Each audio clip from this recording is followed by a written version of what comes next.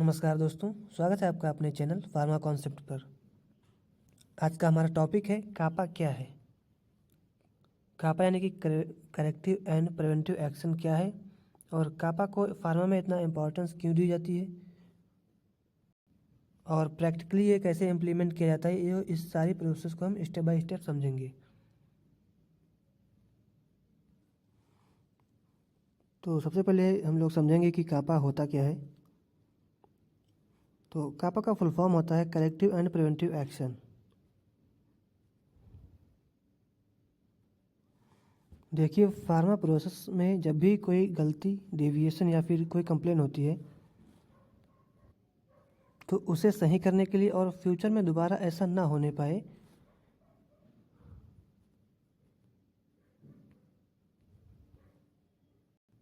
उसके लिए जो एक्शन लिया जाता है उसे कापा कहते हैं।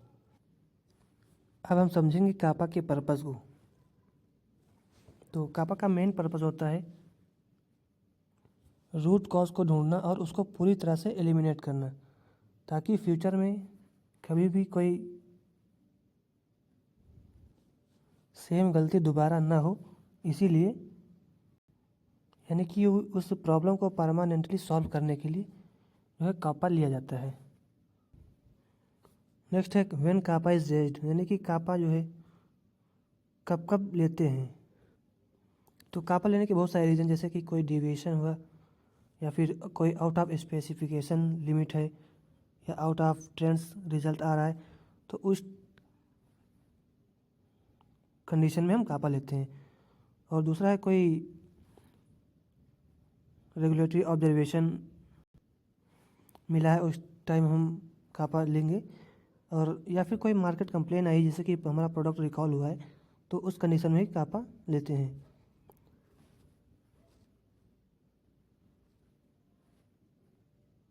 या फिर बार बार हमारी कोई प्रोसेस फेल हो रहा है जिसमें डिविएशन लेना पड़ रहा है, तो उस कंडीशन में भी कापा लेते हैं। फिर हम कापा के प्रोसेस को समझेंगे। इस कापा के प्रोसेस में सबसे पहला जो स्टेप्स है वो उसमें हम प्रॉब्लम आइडेंटिफाई करते हैं। यानी कि इस स्टेप में हम ये आइडेंटिफाई करते हैं कि प्रॉब्लम यानी कि इशू क्या है और क्या हुआ है और कहाँ पर वो हुआ है और उसका इम्पैक्ट कितना है। फिर नेक्स्ट स्टेप में हम उसके रूट कॉज को एनालिसिस करते हैं। ये कापा का बहुत ही क्रिटिकल स्टेप्स होता है, जिसमें हम लोग ये पता करते हैं कि प्रोसेस फेल होने का मेन रूट कॉज क्या है, किस लिए प्रोसेस फेल हुई है। फिर नेक्स्ट स्टेप में करेक्टिव एक्शन इम्प्लीमेंट करते हैं। करेक्टिव एक्शन इम्प्लीमेंटेशन में हम गलती को ठीक करने के लिए उसके लिए इमीडिएट स्टेप्स लेते हैं।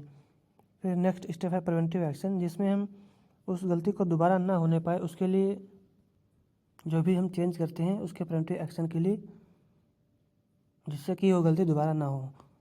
अगर इस पूरी प्रोसेस को हम एक एग्जांपल के माध्यम से समझें तो जैसे सबसे पहले प्रॉब्लम आइडेंटिफिकेशन है।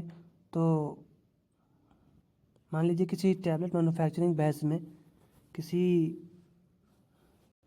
टैबलेट की हार्डनेस आउट ऑफ स्पेसिफिकेशन से ज़्यादा पाई गई, तो उसकी प्रॉब्लम हुई।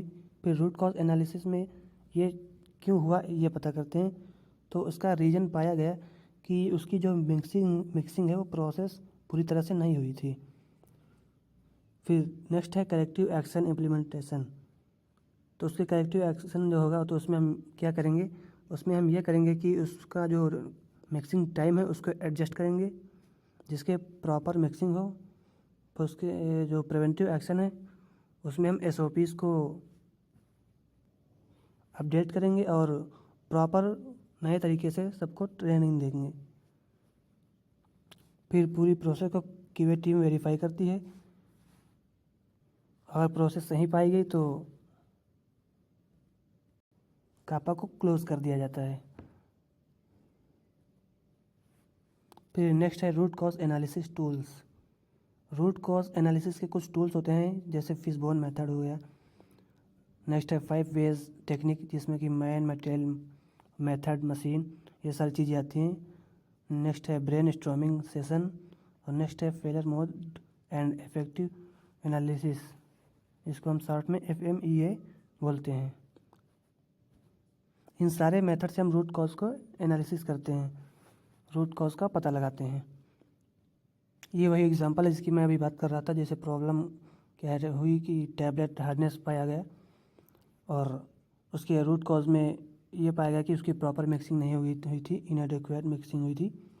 और करेक्टिव एक्शन में ये लिया गया कि जो उसका मिक्सिंग पैरामीटर है, उसका मिक्सिंग जो टाइमिंग है, उसको एडजस्ट किया गया। और उसके प्रिवेंटिव एक्शन में उसके जो SOPs हैं उसको अपडेट किया गया।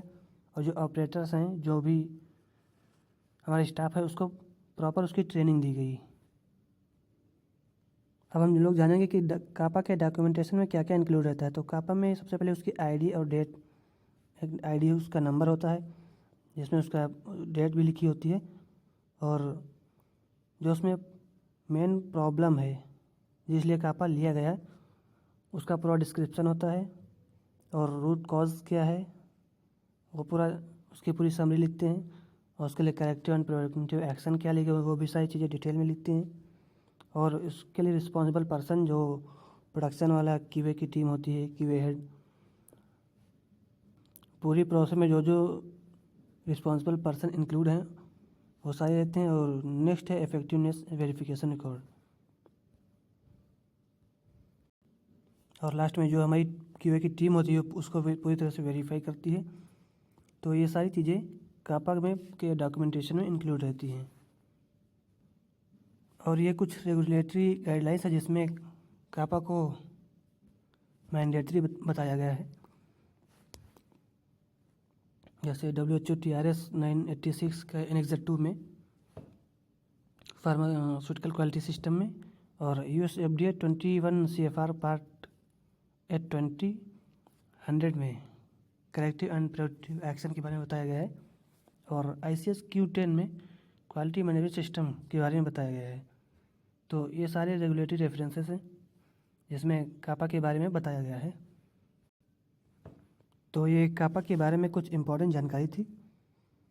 तो वीडियो आप लोगों को कैसा लगा कमेंट करिए, और वीडियो अच्छा लगा तो वीडियो को लाइक करके चैनल को सब्सक्राइब करके तभी आना, जैसा कि जो भी फ्यूचर में वीडियो आए वो आप लोगों से मिस ना हो सके। तो मिलते हैं नेक्स्ट वीडियो में नए टॉपिक के साथ। Thank you.